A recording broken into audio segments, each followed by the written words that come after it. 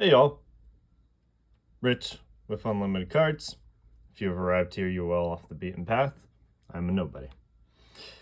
Just wanted to do a quick video of just an idea that I've been thinking about for a little while now. An alternative to buying something that might go up.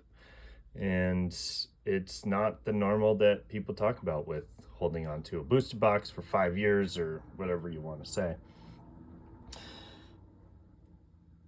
This has happened a number of times throughout the years, and I wouldn't say that this is the best path forward, but it's an option for anybody out there. Just a quick video to talk about. It's not something that I do unless it's an older card like Reserve List with a limited print run, but something interesting I've been noticing. So here's number one. Pow! How many people did I lose on the video? This card,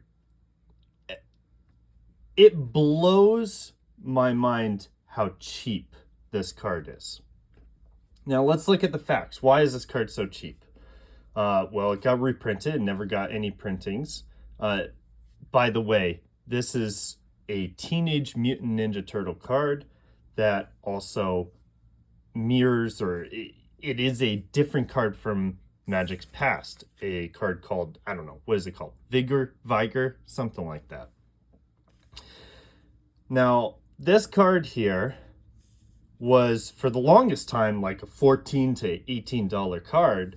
And right when they reprinted it, it tanks the price. Now, it's sitting at $2 now, which is pretty low. So what's going on with this? Well, I mean, you also have another fact where people just absolutely hate the, Teenage Mutant Ninja Turtle set. So when you look at this, not only are you getting the reprint, but you're getting the hatred of this set, which opens up like an interesting opportunity. Now, I'm not saying this is the wherewithal of everything. This is what everybody should dive into. There is a major risk with buying into things like this that they could reprint at any time. I mean, yes, this card, sat and never got reprinted for the entirety of its history, but that doesn't stop them from reprinting it like next year, But let's stop and think about this card. I mean, what's the application of this card? Obviously, Magic is a game based off of utility. People want to play with it. And so, like, when you look at this card, like, how many different sets can you put it into?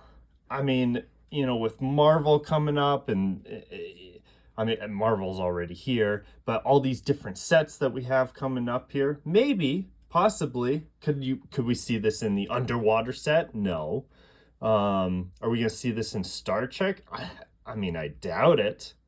This kind of ability and this kind of card. So if you know about this space, you can start looking at things like this and start evaluating, like, is this a thing to buy? I mean, $2 for a card this powerful blows my mind. Blows my mind. And I start thinking about it, and I don't think I'm going to make too many videos on this. This is not a strategy that I use in life. But for people out there that look for lower valued cards that are going to move up in price later, this might be something you want to look at. Just a thought. I've got another one here. Pow! Like, it's moved up a little bit. We're like in the mid $3 on this card. I mean, this card right here next to Fury are probably the most powerful of these cards. And Fury also got reprinted as well in this Lorwyn set. And they got reprinted in the Commander set, which really adds like a lot of copies out there. I get it. Then again, this is a very powerful card. This is a competitive playing card. This one, like Fury, I'm sure they play the other ones where the other one's like Subterfuge or whatever. And then what's the white one? The white one people play all the time too. Solitude there. These cards are very powerful cards. And when they get reprinted, the price goes down because more copies go out there. But for like this card specifically, you know, this has a very, very popular use case. And so when you look at something like this, it's inevitable that people will buy it and use it and the price will go up. The only risk that you're taking, which is a big risk, is do they reprint this, which is possible.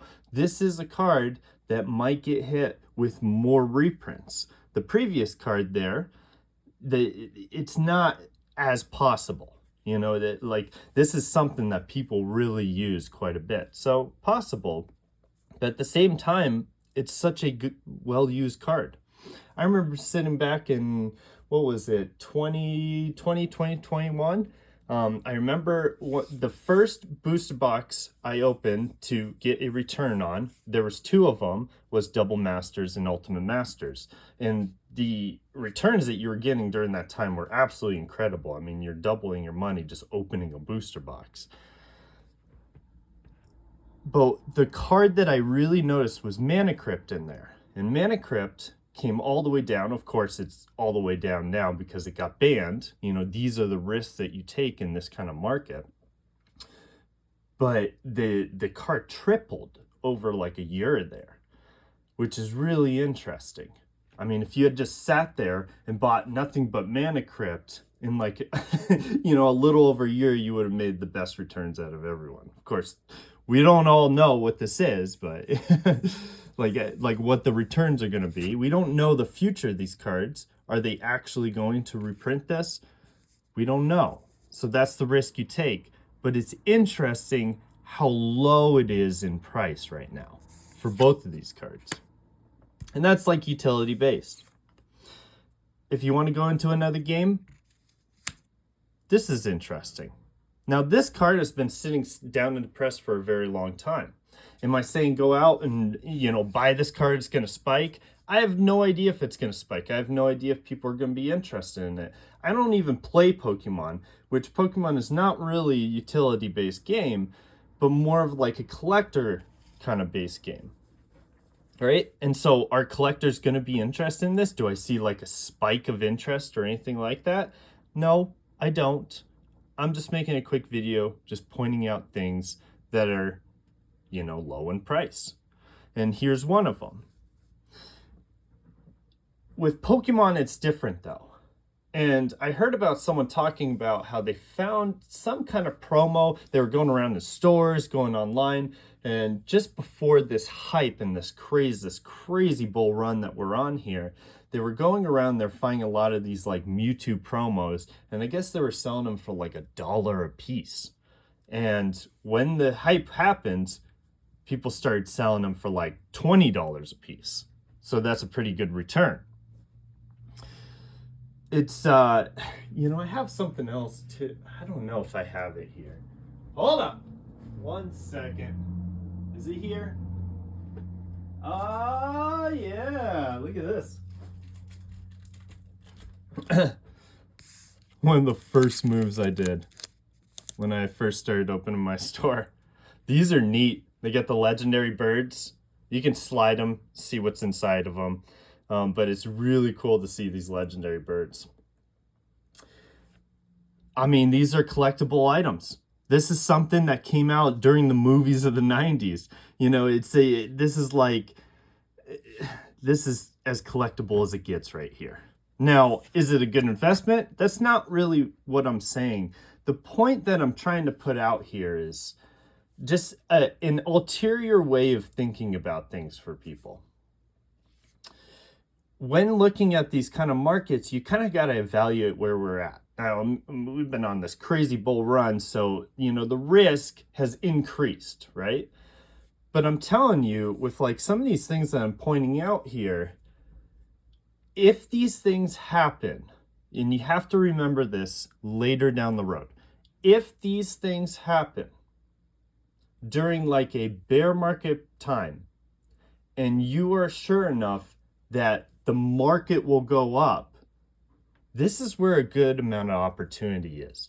I hear a lot of stores saying that they went through some bearish time, some terrible time, and it was crazy how low people were selling some of these cards in whatever game, like Magic or Pokemon.